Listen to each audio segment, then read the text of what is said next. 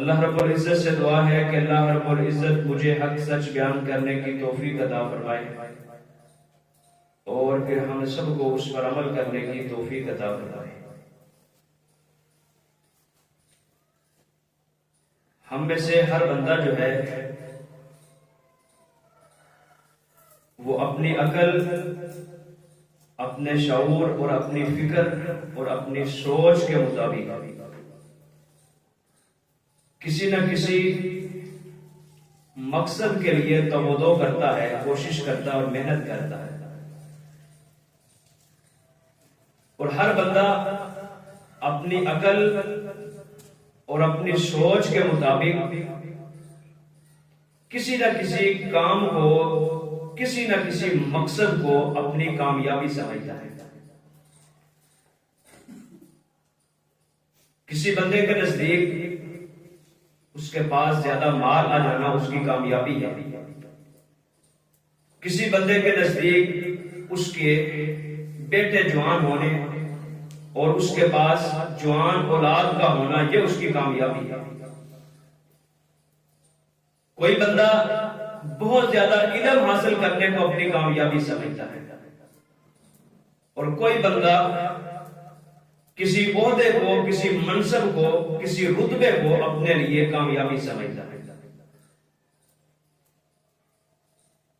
اور کوئی بندہ زمین اور جائیداد اس کو اپنی کامیابی تصور کرتا ہے۔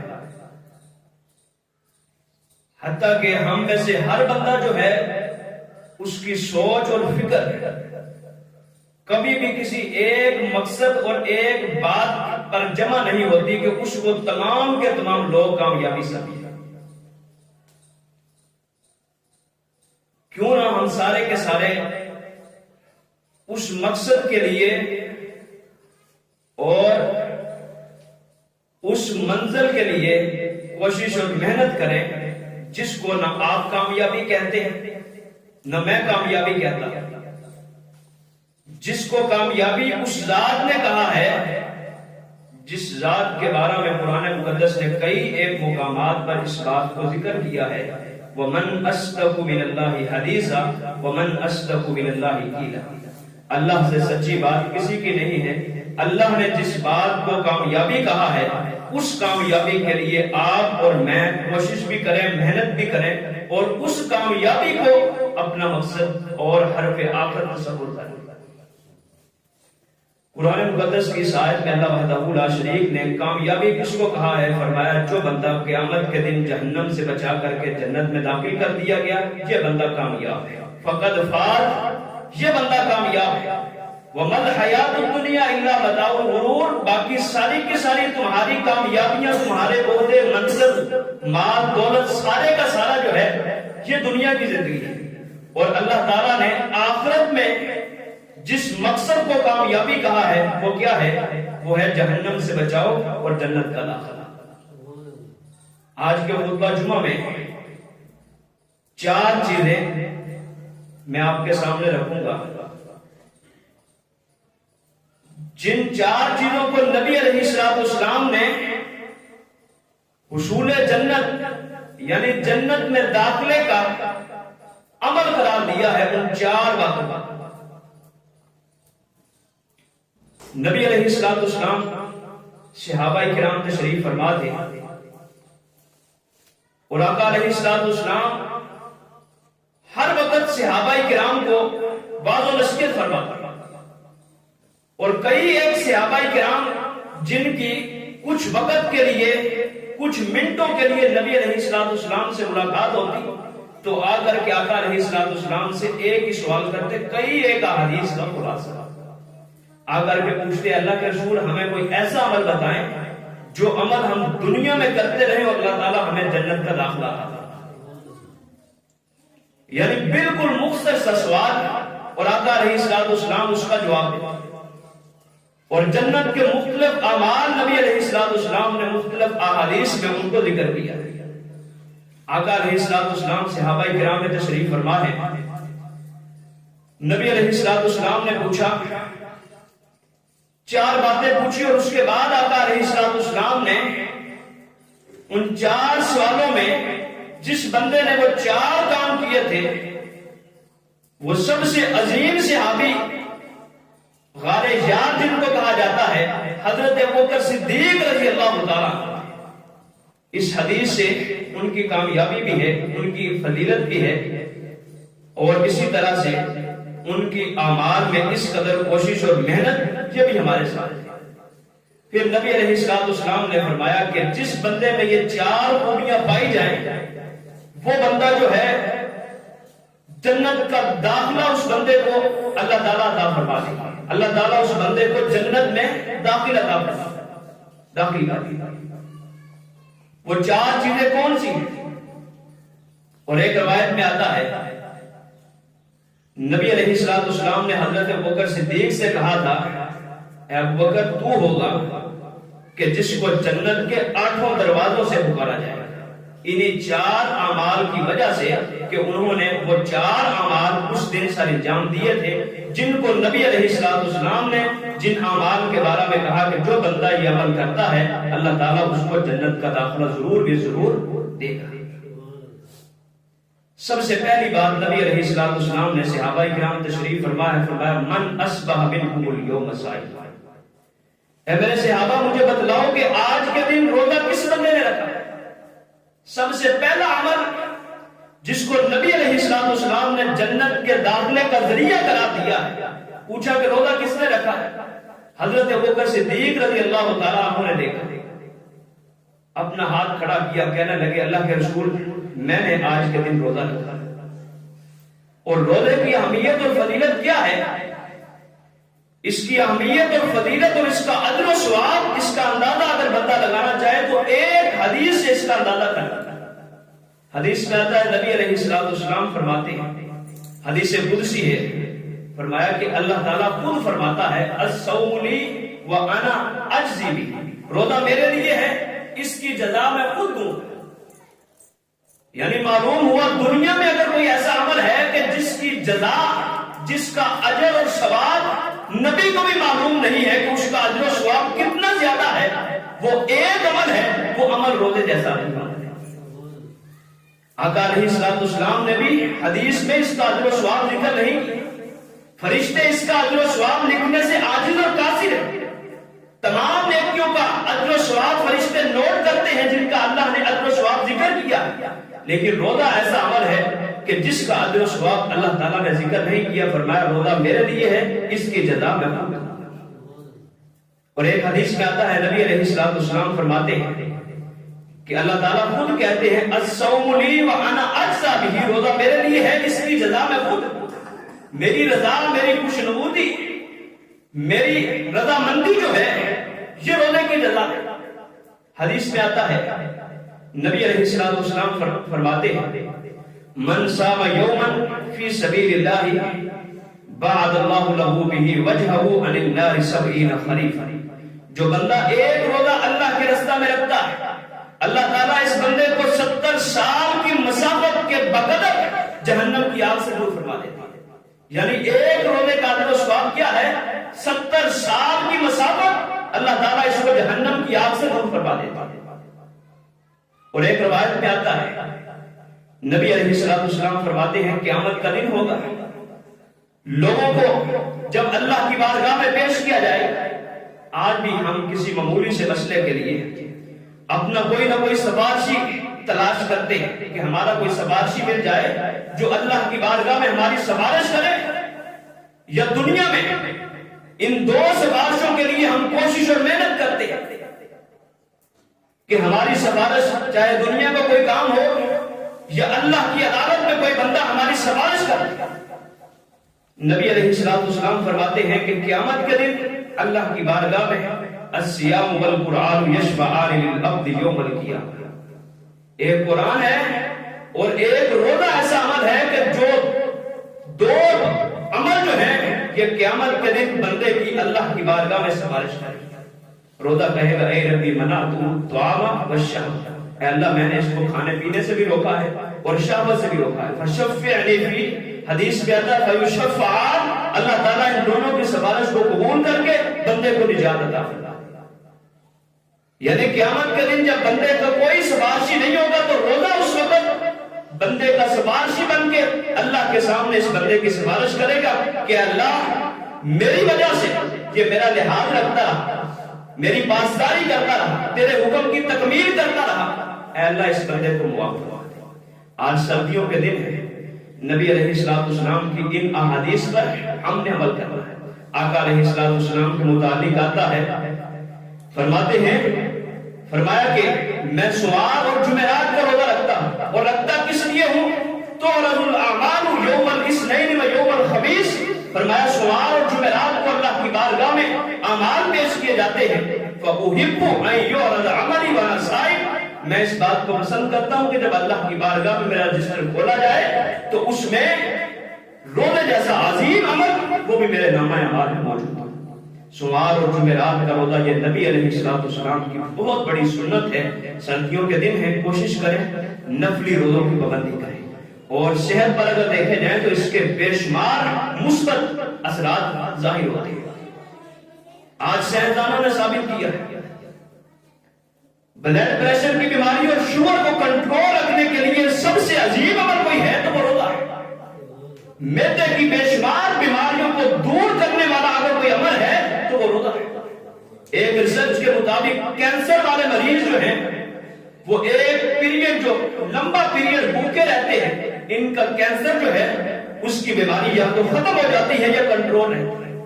روزہ بے شمار جسمانی بیماریوں کا بھی علاج ہے۔ نبی علیہ السلام کے پاس ایک شخص آیا، اس نے آ کر کے سوال کیا، دیہاتی تھا، بدو تھا، عربی تھا۔ جیسے میں نے ذکر کیا کہ مختلف اوقات میں ایسے لوگ آتے ہیں جو آ کر کے تھوڑی دیر کے لیے ملاقات کرتے اور سوال کیا کرتے ہیں؟ کامیابی کا۔ اس نے کہا اللہ کے رسول مجھے ایسا عمل بتائیں جو عمل مجھے فائدہ دے، مجھے فائدہ دے۔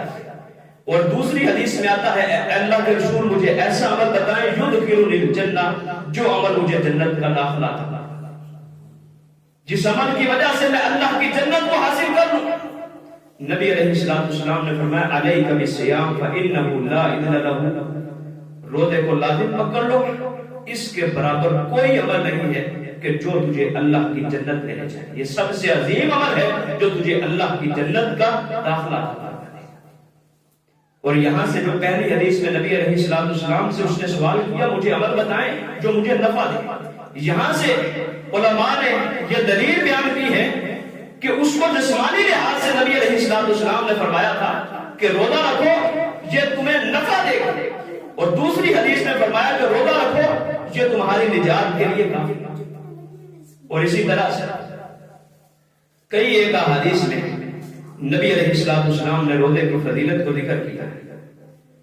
یہ پہلا وہ عمل ہے کہ جس کے متعلق نبی علیہ السلام نے موجود صحابہ کرام سے پوچھا کہ تم میں سے کس نے روزہ رکھا؟ حضرت ابوبکر صدیق نے کہا اللہ کے رسول میں نے آج کے دن روزہ رکھا ہے۔ دوسرا عمل آقا علیہ السلام نے پوچھا من اطعم منکم اليوم مسکینا، آج کے دن تم میں سے کون ایسا بندہ ہے جس نے مسکین کو کھانا کھلایا؟ حضرت ابوبکر صدیق کہتے ہیں میں نے مجمع میں دیکھا کسی بندے نے ہاتھ نہیں کھڑا کیا، یہ عمل میں نے کیا تھا۔ میں دیکھ رہا تھا کوئی اور بندہ اب سبقت لے اور ہاتھ کھڑا کرے۔ فرماتے ہیں جب کسی نے ہاتھ نہیں کھڑا کیا میں نے اپنا ہاتھ پھر اٹھایا، اللہ کے رسول آج کے دن یہ عمل بھی میں نے کیا ہے، میں نے مسکین کو کھانا کھلایا۔ پچھلے سے پچھلے خطبہ جمعہ میں نے 4 اعمال ذکر کیے تھے، ان میں تھا دوسرا عمل اطعام الطعام، کھانا کھلانا، جس میں اجماعی طور پر لفظ موجود تھا کھانا کھلانا۔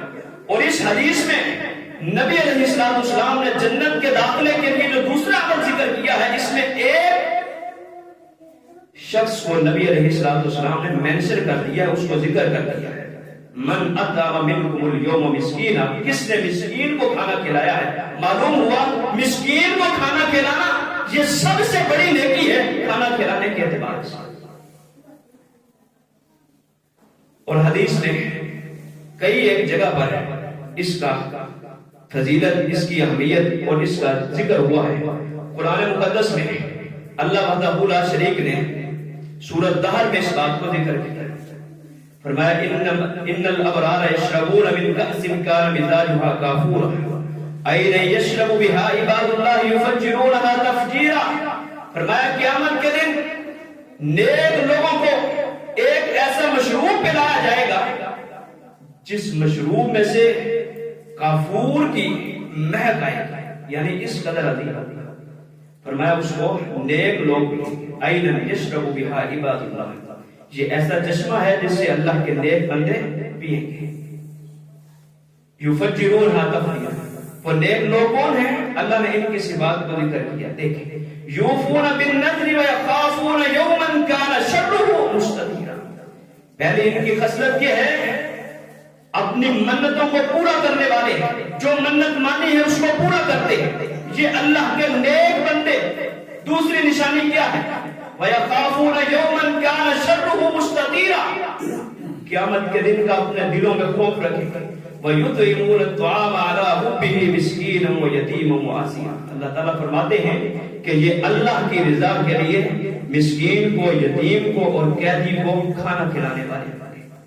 معلوم ہوا اللہ نے جنتیوں کا ذکر قرآن میں کیا ہے، اور جنتیوں کی ایک خصلت اور ایک خوبی یہ ہے کہ یہ مسکین لوگوں کا لحاظ رکھتے ہیں، ان کو کھانا کھلاتے ہیں، بہت بڑی نیکی ہے۔ دوسری جگہ پر اللہ تعالیٰ نے اس بات کو ذکر کیا ہے، فرمایا او اطعام فی یوم ذی مسغبہ یتیما ذا مقربۃ او مسکینا ذا متربہ، یہاں اللہ تعالیٰ فرماتے ہیں کہ قیامت کی مشکل ترین گھاٹیوں کو عبور کرنے کے لیے کھانا کھلانا یہ بہت بڑا عمل ہے۔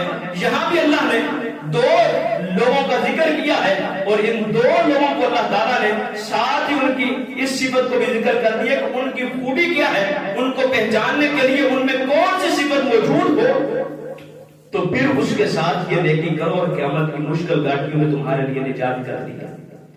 فرمایا یتیما ذا مقربۃ، ایسا یتیم تلاش کرو جو تمہارا قریبی ہو، تمہارا خون کا اس کے ساتھ رشتہ۔ ایک تو صلہ رحمی کا اجر و ثواب پاؤ گے، ایک یتیم کے ساتھ خیر خواہی کا اجر و ثواب، دو اجر جمع ہوتے ہیں۔ اور دوسری جگہ اگلی آیت او مسکینا ذا متربہ، یا ایسا مسکین تلاش کرو جو خاکسار یعنی مٹی میں لت پت، ایسا مسکین، مسکین کسے کہتے ہیں؟ یعنی وہ بندہ جو دن رات محنت کرے لیکن اس کی محنت کی کمائی جو ہے اس کے اخراجات اس کے ساتھ پورے نہ ہو سکے، یعنی اخراجات زیادہ ہو، اس کی کمائی کم ہو، اجرت کم ہو، ایسے شخص پر خرچ کرو اور اس کو کھانا کھلاؤ۔ اس کو کھانا کھلانا یہ بہت بڑی نیکی ہے اور جنتیوں جیسا ہے۔ یہ دوسرا عمل ہے۔ تیسرا عمل ہے، نبی علیہ السلام نے تیسری بات پوچھی، فرمایا من اتبع منکم الجنازہ، آج کے دن کون سا ایسا بندہ ہے جس نے کسی مسلمان کا جنازہ ادا کیا، نماز جنازہ میں شرکت کی ہے، وہ کون سا بندہ ہے؟ حضرت ابوبکر صدیق کہتے ہیں میں نے دیکھا کسی نے ہاتھ نہ کھڑا کیا، یہ عمل میں نے کیا تھا، میں نے ہاتھ کھڑا کیا، اللہ کے رسول یہ عمل میں نے کیا، میں نے آج فلاں مسلمان بندے کا جنازہ ادا کیا۔ اور جنازہ ادا کرنا یہ کس قدر بڑی نیکی ہے۔ نبی علیہ السلام فرماتے ہیں کہ جو بندہ کسی مسلمان کے جنازے میں شرکت کرتا ہے، اللہ تعالیٰ اس بندے کو کتب لہ قرات، اس کے لیے ایک قرات اجر و ثواب تحریر کر دیا جاتا ہے۔ صحابہ کرام نے سوال کیا اللہ کے رسول قرات کسے کہتے ہیں؟ فرمایا قرات سے مراد وہ اجر ہے جو احد پہاڑ کے برابر ہے، یعنی جو بندہ جنازہ ادا کرتا ہے اللہ کی رضا اور خوشنودی کے لیے، اللہ تعالیٰ اس بندے کو بہت پہاڑ کے برابر نیکیاں عطا فرما دیتے ہیں۔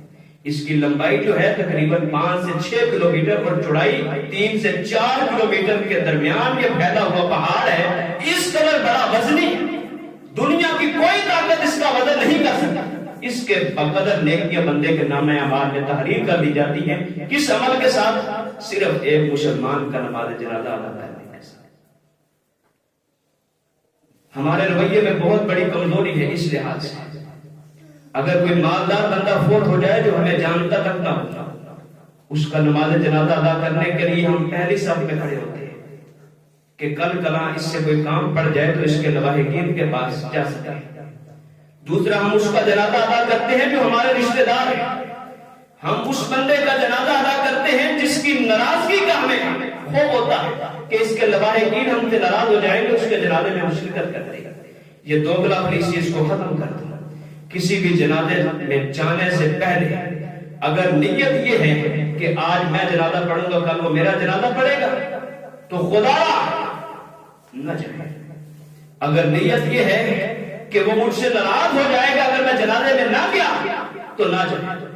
اگر نیت یہ ہے وہ مالدار ہے, کل کلا کوئی کام اس کے لواحقین سے پڑھ سکتا ہے, اس کے ورثاء سے کوئی کام پڑھ سکتا ہے, تو اس کے باپ کے جنازے میں شرکت کروں تو خدا نہ جائے. اگر اللہ کی رضا کے لیے جانا ہے تو یہ نہ دیکھیں یہ غریب ہے, یہ غریب ہے, یہ مسکین ہے, صرف اسلام کا رشتہ اور تعلق دیکھیں کہ مسلمان ہے, میں نے اللہ کی رضا کے لیے جانا ہے تو بے طرف ہو کر کے اس کا نماز جنازہ ادا کریں اور اللہ تعالیٰ سے اجر و ثواب کی امید رکھیں. نبی علیہ السلام فرماتے ہیں احد پہاڑ کے برابر اس کو اجر و ثواب دیا جاتا ہے. اور فرمایا جو بندہ تدفین کے وقت تک وہاں رہتا ہے, تدفین کروا کر کے وہاں سے آتا ہے, تو اللہ تعالیٰ اس کو 2 قرات کے برابر اجر و ثواب عطا فرماتے ہیں. معلوم ہوا تیسرا عمل وہ نماز جنازہ ہے. کسی مسلمان کا اللہ کی رضا کے لیے, اللہ کی خوشنودی کے لیے, اللہ کو راضی کرنے کے لیے کسی کے جنازے میں شرکت کرنا, یہ تیسرا وہ عمل ہے جس عمل کی وجہ سے بندہ اللہ کی جنت کو حاصل کر سکتا ہے.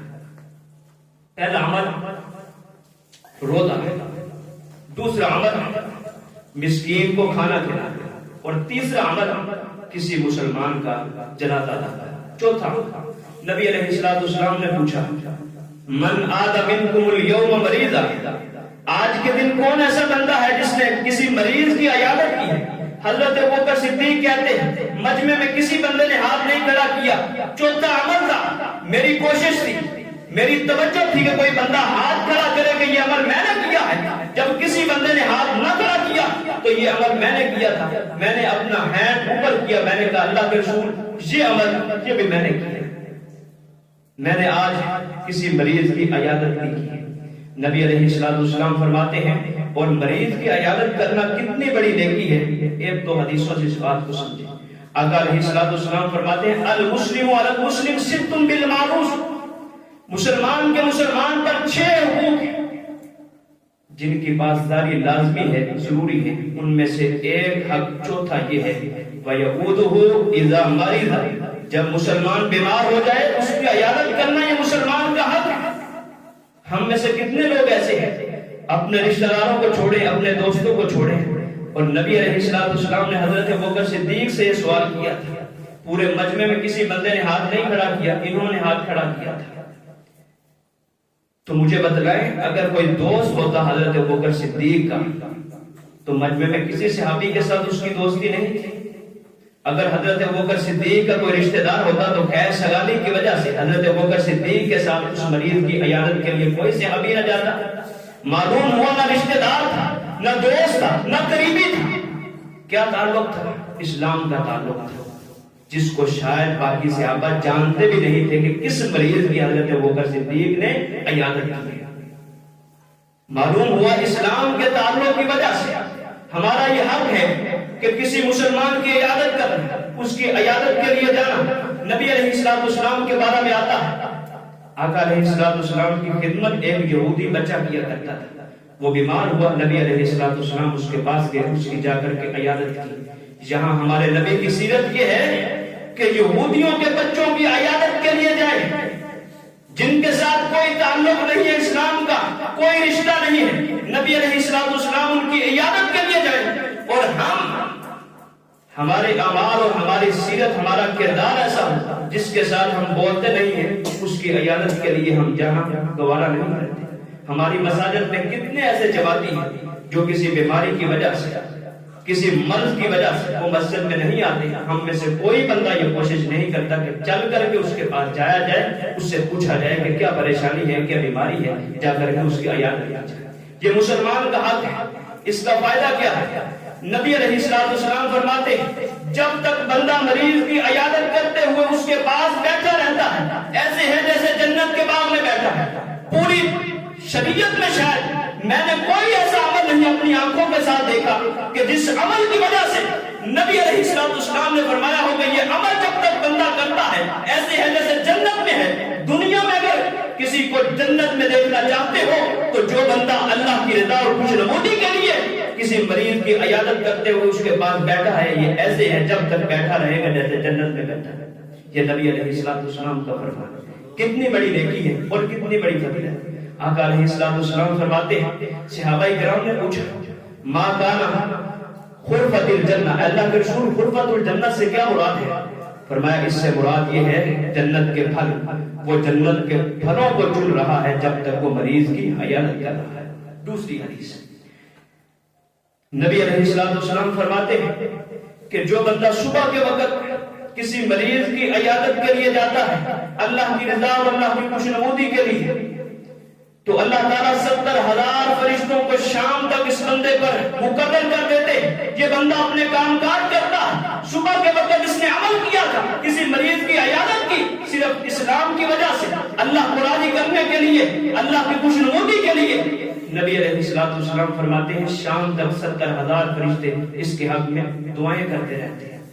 اگر پاک باز فرشتوں کی دعاؤں کو حاصل کرنا چاہتے جن سے کبھی غلطی نہیں، کبھی گناہ سرزد نہیں ہوا، کبھی گناہ کا انہوں نے سوچا بھی نہیں، ان کی دعاؤں کو حاصل کرنا چاہتے تو مریضوں کی عیادت اپنی زندگی کا شیوا کریں۔ 70,000 فرشتوں کی تعداد جو ہے شاید کسی حدیث میں بھی میں نے اتنی تعداد نہیں دیکھی کہ اتنی زیادہ تعداد میں فرشتے کسی مسلمان کے لیے دعا کریں جو کوئی عمل کرتا ہے۔ لیکن ایک عمل ایسا ہے، وہ عمل کیا ہے؟ کسی مریض کی عیادت کرنا۔ یہ اس قدر بڑا عمل ہے کہ 70,000 فرشتے اس بندے کے لیے شام تک دعائیں کرتے ہیں جس نے صبح کے وقت عیادت کی ہے، اور جو شام کے وقت عیادت کرتا ہے صبح تک 70,000 فرشتے اس کے لیے دعائیں کرتے ہیں۔ معلوم ہوا چوتھا یہ عمل ہے کہ جو عمل جنتیوں والا ہے، جو حضرت ابوبکر صدیق نے کیا۔ آخر میں نبی علیہ السلام نے فرمایا ابوبکر جو تو نے 4 عمل کیے ہیں، پہلا عمل فرمایا کہ تو نے روزہ رکھا ہے، دوسرا عمل تو نے مسکین کو کھانا کھلایا، تیسرا عمل فرمایا تو نے مسلمان کا جنازہ ادا کیا، چوتھا عمل تو نے کسی مریض کی عیادت کی ہے۔ فرمایا کہ میری امت میں سے جس بندے میں بھی 4 خوبیاں پائی جائیں گی اللہ تعالیٰ اس بندے کو جنت کا داخلہ عطا فرما دے گا۔ جنت کا داخلہ عطا کرنے حاصل کرنے کے لیے اور اللہ کی جنت کو پانے کے لیے ان 4 اعمال کو اپنی زندگی کا مقصد بنائیں، اپنی زندگی کا محور بنائیں۔ جب کبھی یہ نیکی ملے تو کبھی بھی اس میں تاخیر نہ کریں، کوئی اور نیت نہ ہو، ان 4 اعمال کو کرتے ہوئے صرف اللہ کی رضا، اللہ کی خوشنودی، اللہ کو راضی کرنا مقصد ہوگا تو یقیناً ہم اس کامیابی کو حاصل کر لیں گے جس کامیابی کو اللہ نے کامیابی کہا ہے کہ جہنم سے دوری اور جنت کا داخلہ۔ اللہ تعالیٰ سے دعا ہے جو کچھ سنا ہے ہمیں عمل کی توفیق عطا فرمائے۔